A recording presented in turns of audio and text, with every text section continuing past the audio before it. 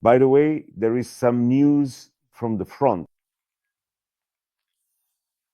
which is probably important and interesting to you as well. In fact, the year 2025, among other things, became the year when the main and only Russian military tactic was buried.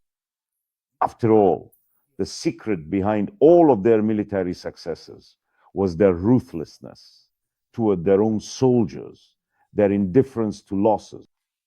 Russia has always, and never tried to hide it, relied on sheer numbers, piling up mounds of its own dead.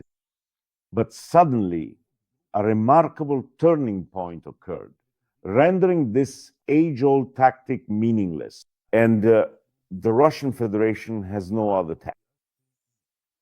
The fact is, the skies over the front are now so saturated with predatory drones that no one has any chance of surviving an assault.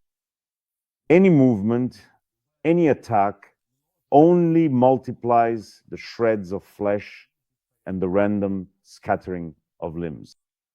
The orcs' numerical superiority is no longer such a significant factor because these drones are insatiable, countless, and relentless. And the more targets there are, the happier these drones become.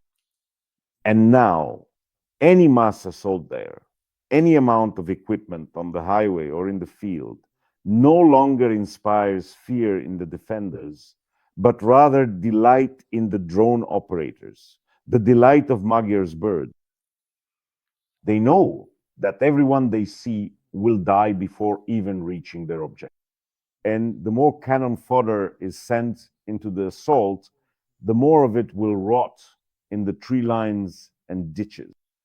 Russian drones, it should be noted, well, they don't have their own Magyar, but they're almost as fierce and terrifying as the ones used by the Ukrainian armed forces. But what's the difference? Unlike the Russians, Ukrainians aren't being driven into reckless assault.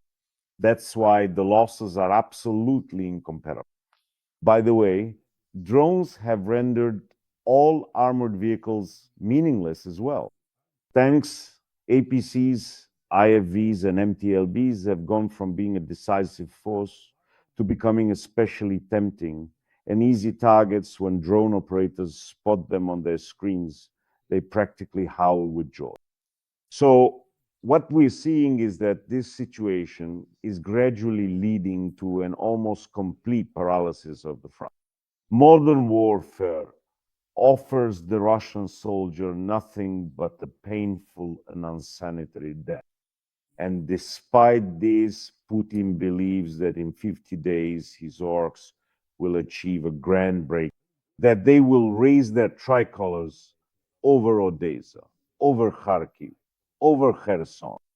But, by the way, let me tell you, as soon as Putin blurted out something about the Russian soldier's leg, the number of mine explosion amputations of legs tripled. How he managed to pull that off is a mystery.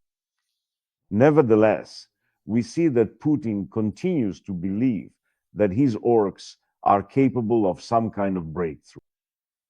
And here, some astonishing and truly fascinating things come to light. We realize what the Russian army has relied on for several centuries. It was only sustained by the fact that its own marshals, generals, commanders, blocking detachments, and tribunals were more terrifying than any enemy. And when faced with the choice motherland or death, the Russian soldier always chose death because the motherland was far more frightening. The rank and file really had only one task: run forward and cover everything with their own corpses. And this actually worked. Under piles of Russian dead, the enemy would often suffocate. And this sometimes made it possible to win the war. But nowadays, it's utterly useless, sheer, senseless waste. But now their fervor has been curbed, and the orcs have stopped fulfilling their function of running forward and piling up their own corpses. And look at the new methods that have been invented to reduce their number. You can see this on my Telegram channel. By the way, there's also quite a lot of truly powerful and highly convincing frontline footage available there, especially of intricate drone operations and their significant impact.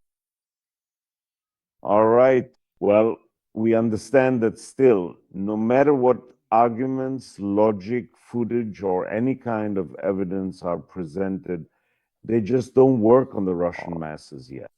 Their views, the views of the Russian masses, have become completely warped, and under the guise of patriotism, the public is ready to swallow anything, be it stones from the sky or even Sobchak. And with faith in some mythical victory, which Russia will never achieve, these people keep being spoon-fed lies. And trying to explain to these 80% the falsehood of Putin's statements is just as impossible as trying to explain to a 17th century old believer the close genetic relationship between humans and bananas. Every fiber of an old believer would rebel against such an explanation. At best, of course, he would consider the storyteller insane, but at the first opportunity, he would burn him. But nevertheless, we know that the horror of the old believer does not change the fact that humans and bananas share 60% of their DNA. That is, about 55% of their genes are the same. Even though the external resemblance, let's say, isn't always immediately obvious. So, in general, we're all grandchildren of the banana, according to Vernadsky's law. And as for humans and pigs, it's actually 85 to 90%.